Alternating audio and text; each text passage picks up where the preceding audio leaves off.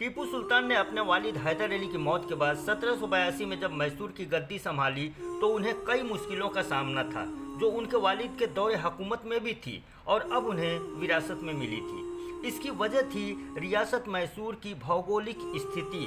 वह स्टेट जो भारत के राज्य तमिलनाडु, आंध्रा और केरला कहलाते हैं, उनके बहुत से हिस्से रियासत मैसूर में शामिल थे। देखने में एक बड़ी रियासत थी, लेकिन इसके साथ साथ एक समस्या ये भी था कि इसके साथ के 3 बेहद खतरनाक दुश्मन इसके सरहदों पर बैठे हुए थे। कुछ पूरब और दक्षिण के इलाके में ईस्ट इंडिया कंपनी यानी कि अंग्रेज़ों की हुकूमत थी, जिनका दक्षिण भारत में फौजी अड्डा मद्रास था जो अब चेन्नई कहलाता है। अंग्रेजी इलाके के साथ पूरब में हैदराबाद डेक्कन की रियासत थी जो अब तेलंगाना का हिस्सा है। उसके उत्तर की तरफ मराठे थे जिनकी सल्तनत मैसूर की सरहद से लेकर दिल्ली तक फैली हुई थी और दक्षिण में समंदर था, यानी किसी तरफ से भी टीपू को ना तो कोई मदद मिल सकता था न पीछे हट सकता था। इस खतरनाक भौगोलिक बनावट के साथ साथ एक बड़ा मसला ये भी था कि मैसूर हिंदुस्तान का एक सबसे अमीर रियासतों में से एक था। मसाला जात की पैदावार, कपड़े उद्योग यहाँ पर खूब फल फूल रहे थे। मैसूर के शहरियों की आय बाकी हिंदुस्तान के लोगों से 5 गुना ज़्यादा थी। इसके तीनों तरफ फैले दुश्मनों का सिर्फ एक ही मकसद था, मैसूर पर कब्जा करना। इसलिए उनसे किसी तरह के समझौते का सवाल ही नहीं पैदा हो सकता था। मैसूर की हालत खतरनाक भौगोलिक स्थिति और कमज़ोर रक्षात्मक पोजीशन पर रुकी हुई थी, लेकिन टीपू हार मानने वालों में से नहीं थे। वह सुलह और जंग दोनों के लिए तैयार रहते थे। उन्होंने पहले अपने दुश्मनों से सुलह और मुआहदे भी किए, लेकिन ये तमाम के तमाम मुआहदे नाकाम रहे। टीपू सुल्तान को आखिर जंग ही करनी पड़ी। जंग में उन्होंने अपने दुश्मनों को कई बार शिकस्त भी दी, जिसकी वजह से लोग उन्हें शेर मैसूर के नाम से पुकारने लगे। टीपू सुल्तान को मैसूर की गद्दी संभालने से पहले इस सिलसिले की पहली जंग वो थी जो उन्हें अपने वालिद से विरासत में मिली थी, यानी अंग्रेज़ों से जंग, जिसमें ईस्ट इंडिया कंपनी ने मैसूर पर हमला कर दिया था। और ये वही जंग थी जिसके दौरान टीपू सुल्तान के वालिद हैदर अली की मौत हो गई थी। टीपू की जगह अगर कोई और होता तो उसके वालिद की मौत और दुश्मनों से जंग उसके हिम्मत को तोड़ देते और ये रियासत उसी वक्त ख़त्म हो जाती। लेकिन टीपू ने तख्त पर बैठते ही एक के बाद एक अंग्रेज लश्कर को कई शिकस्त दी थी और उन्होंने बेंगलुरु के किले में मौजूद अंग्रेज सिपाहियों को हथियार डालने पर मजबूर कर दिया था। हिंदुस्तान की तारीख में अंग्रेज़ों को ऐसी बुरी हार कभी नहीं मिली थी। ऐसे में अंग्रेजी फौज ने सुलह की दरख्वास्त रख दी। कहा जाता है कि अगर टीपू सुल्तान ये जंग जारी रखते तो अंग्रेज़ों के हेडक्वार्टर मद्रास पर भी काबिज हो सकते थे। ऐसी सूरत में कम से कम दक्षिण भारत से अंग्रेजी तसल्लुत का खात्मा हो जाता, लेकिन टीपू ने रहमदिली से काम लिया और सुलह कर लिया और अंग्रेज़ों से जंगबंदी का मुआहिदा भी कर लिया। इस फतह से टीपू सुल्तान हिंदुस्तान के लोगों के लिए हीरो तो बन गए, लेकिन ब्रिटेन में मातम मच गया। अंग्रेज़ों ने तय कर लिया कि अगर पूरे हिंदुस्तान पर कब्जा बरकरार रखना है तो टीपू को रास्ते से हटाना होगा और इसके लिए उन्होंने साजिशों का जाल बिछाना शुरू कर दिया। साजिशों में टीपू सुल्तान की कमजोरियां उनके बहुत काम आई। कमजोरी ये थी कि टीपू दरबारियों को खुश रखने का हुनर नहीं जानते थे। उन्होंने जब गद्दी संभाली तो कई नए लोगों को अपने दरबार में जगह दी, जिससे पुराने दरबारी नाराज हो गए, जिसमें वजीर खजाना मीर सादिक और वजीर अव्वल पूर्णिया पेश थे। ये वो लोग थे जिन्होंने टीपू सुल्तान को तख्त संभालने में बहुत मदद की थी। लेकिन अब उन्हें ये लगने लगा था कि टीपू सुल्तान अब उन्हें नज़रअंदाज कर रहा है। टीपू सुल्तान अपने वसूल पसंदी की वजह से अपने साथियों को सजाएं भी देते थे, जिसकी मिसाल ये है कि जब टीपू के सबसे वफादार और ताकतवर जनरल मोहम्मद अली ने टीपू के मुखालिफ को पनाह दी तो टीपू ने उसे गिरफ्तार कर लिया और वह हिरासत में ही खुदकशी कर लिया। इस वाक़ये से सुल्तान के बहुत से वफादार नाराज़ हो गए और अब अंग्रेज़ों को टीपू के दरबार से गद्दार मिलने लगे थे और इन गद्दारों का खरीदार था ईस्ट इंडिया कंपनी का आया हुआ नया गवर्नर जनरल लॉर्ड कॉर्नवालिस। ये गवर्नर जनरल बहुत ही मक्कार था। ये दुश्मन को जंग के मैदान में हराने से ज़्यादा उन्हें अपने घर में कमज़ोर करने का फन जानता था। उसने टीपू सुल्तान की रियासत में बहुत से जासूस भेजे, जिनमें से एक का नाम था सैयद इमाम।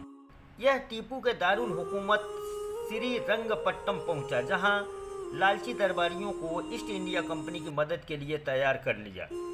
लेकिन ये साजिश पकड़ी गई और टीपू सुल्तान ने गद्दारों और सैयद इमाम को मौत की सज़ा दे दी। लेकिन इससे गद्दारों की संख्या रुकी नहीं, बल्कि उनकी संख्या बढ़ने लगी।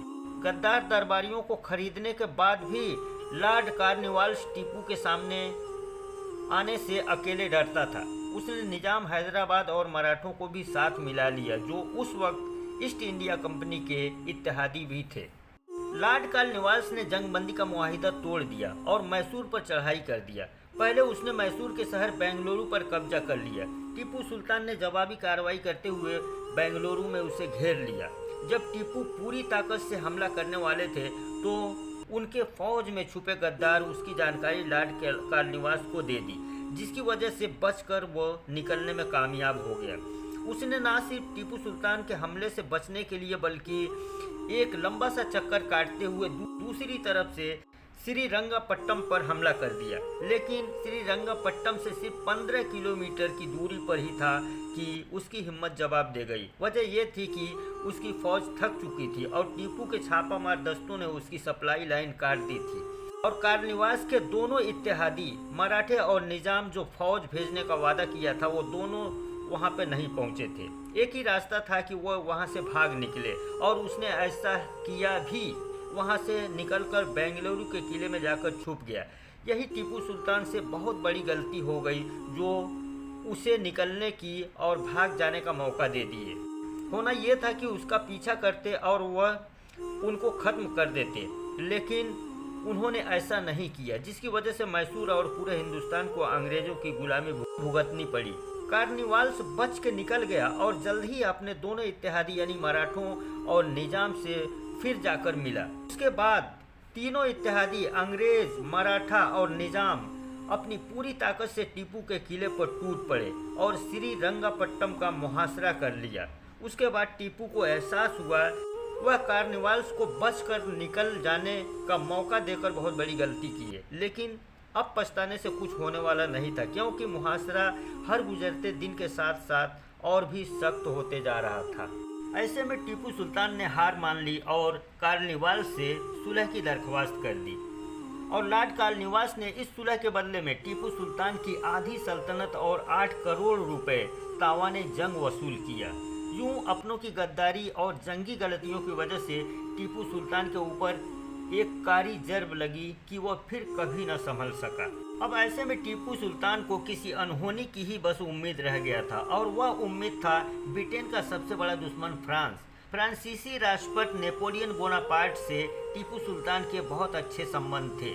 टीपू सुल्तान ने अपना एलची फ्रांस भेजा भी था और मदद मांगा था। इसके बदले में नेपोलियन ने टीपू सुल्तान को एक जवाबी खत भी लिखा था, लेकिन ये रास्ते में ही ब्रिटेन के जासूस पकड़ लिए और इस बात से भारत और ब्रिटेन में कोहराम मच गया कि नेपोलियन टीपू की मदद के लिए भारत जाने वाला है। जब नेपोलियन 1798 में मिस्र पर चढ़ाई करने के लिए निकला तो ब्रिटेन को यही समझ में आया कि नेपोलियन हिंदुस्तान जाने वाला है। उस जमाने में किसी एक खबर को समुद्र पार जाने और आने में महीनों लग जाता था। यही वजह थी भारत और ब्रिटेन में ज़्यादा दिनों तक ये बात चलती रही कि नेपोलियन कभी भी टीपू की मदद के लिए भारत जा सकता है, लेकिन ऐसा नहीं हुआ। अब टीपू सुल्तान चारों तरफ से दुश्मनों से घिर चुके थे और कहीं से भी उनको मदद मिलने की उम्मीद नहीं रह गई थी। ये ऐसा समय था कि उनके दुश्मनों को ये तय करना था कि शेर मैसूर का शिकार कब और कहाँ कैसे किया जाए। इस दौरान ईस्ट इंडिया कंपनी ने लॉर्ड कॉर्नवालिस को वापस बुला लिया और उसकी जगह पर लॉर्ड वेलेस्ली को गवर्नर जनरल बनाकर हिंदुस्तान में भेज दिया। टीपू के खिलाफ कोई बड़ी जंग करने की ज़रूरत नहीं थी। उनके रियासत में जो गद्दार थे वो सारी खबर ईस्ट इंडिया कंपनी को पहुंचा देते थे। अब वह गद्दार ही टीपू सुल्तान के लिए काफ़ी थे। ईस्ट इंडिया कंपनी ने टीपू के गद्दारों से यह तय कर लिया था कि वह कहीं भी टीपू को हमला करने नहीं देंगे, और हुआ भी वैसा ही। जब भी टीपू सुल्तान की फ़ौज अंग्रेज़ों पर हमला करने सोचती थी, उस वक्त उनको रोक दिया जाता था और बताया जाता था कि यह जो है सुल्तान की ही हिकमत अमली है। ज़्यादातर किले के कमांडरों ने भी लॉर्ड कॉर्नवालिस को ये यकीन दिला दिया था कि जैसे ही हमला होगा वो हथियार डाल देंगे, यानी जंग का नतीजा पहले से ही फिक्स हो चुका था। यानी जीत का पूरा यकीन लेकर अपने इत्तेहादियों मराठा और निजाम के साथ लॉर्ड वेलेस्ली मैसूर पर हमला कर दिया और सुलह का मुआहिदा ये कहते हुए तोड़ दिया कि टीपू सुल्तान ने फ्रांसीसियों के साथ मिलकर कंपनी सरकार के खिलाफ साजिश रच रहा है, इसलिए जंग जरूरी है। फरवरी 1799 में ईस्ट इंडिया कंपनी ने अपने इत्तेहादियों को साथ लेकर चारों तरफ से मैसूर पर हमला बोल दिया और इधर टीपू के गद्दार कमांडरों ने फौजियों को जानबूझकर अंग्रेजों की तोपों के सामने ले जाते थे जो उनकी जद में आ जाते थे। इस तरह उनको बहुत नुकसान उठाना पड़ा और वह पीछे हटकर अपना पोजीशन संभाल लिया। कुल मिलाकर गद्दारों का एक ही प्लान था कि टीपू के हाथ पैर बांधकर अंग्रेजों के सामने कर दिया जाए। अप्रैल 1799 में अंग्रेज़ों ने किले का मुहासरा कर लिया था। ऐसे में गद्दार कमांडरों ने अंग्रेज़ों को बता दिया था कि किले की कौन सी दीवार कमज़ोर है। अंग्रेज़ों ने उसी दीवार को निशाना बनाया और वह दीवार तोड़ दिया। 3 मई 1799 की रात सुल्तान के एक वजीर मीर सादिक किले से बाहर आकर अंग्रेज़ों से खुफिया मीटिंग की। मीटिंग में तय हुआ कि अगले दिन दोपहर बाद अंग्रेज उस कमज़ोर दीवार की तरफ से धावा बोल देंगे और वहाँ पर पहले से मौजूद फौजियों को मीर सादिक हटा चुका रहेगा। नजूमियों ने टीपू सुल्तान को खबरदार किया कि आज का दिन आपके लिए मनहूस और अपशगुन दिख रहा है। अच्छा ये होगा कि आप फौज के साथ रहें। लेकिन जब दोपहर का खाना खाने सुल्तान बैठा तो उसे बताया गया कि उसके तोपखाने का कमांडर सैयद गफ्फार शहीद हो गया है। ये सुनते ही फौज का जायजा लेने के लिए टीपू सुल्तान किले से बाहर निकले। सुल्तान जैसे ही किले से बाहर निकले, किले के गद्दारों ने किले का दरवाज़ा अंदर से बंद कर दिया ताकि टीपू फिर वापस किले में ना आ सकें। कहा यह भी जाता है कि सैयद गफ्फार की शहादत भी एक साजिश के तहत हुई थी ताकि ये खबर सुनकर सुल्तान किले से बाहर निकलें। इस तरह से एक बहुत बड़ी साजिश रची गई थी। अब चाहे जो भी हो, सुल्तान किले से बाहर आ चुके थे और उधर मीर सादिक और पूर्णिया ने किले की वो दीवार जो टूट चुकी थी वहां से फौजियों को तनख्वाह देने के बहाने से पीछे हटा लिया था, यानी कि रास्ता साफ था। इसी दीवार से अंग्रेजी फौज अंदर दाखिल होने लगी थी। इधर टीपू सुल्तान किले के अंदर जाना चाह रहे थे कि फिर से फौजियों को इकट्ठा किया जाए, लेकिन उन्हें जाने के लिए किले का दरवाज़ा ही नहीं खोला गया। ऐसे में सुल्तान के सामने कोई रास्ता नहीं बचा था। बस कुछ चंद सिपाहियों के साथ किले के बाहर ही अंग्रेज़ों से लड़ते रहे।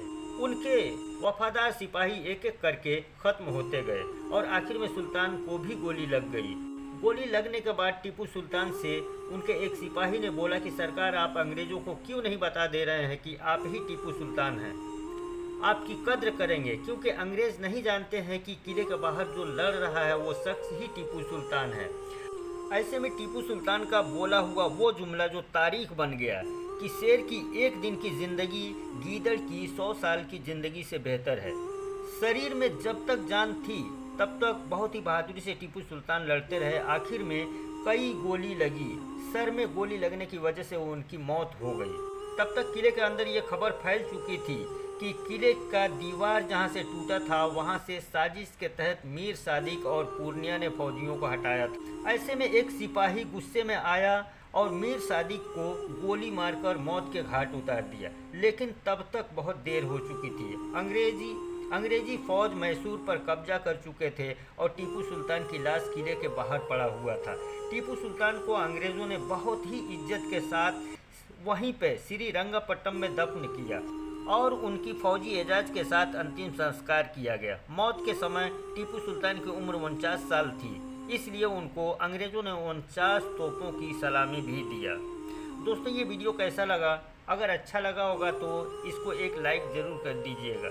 फिर मिलते हैं अगले वीडियो में, तब तक के लिए खुदा हाफिज़।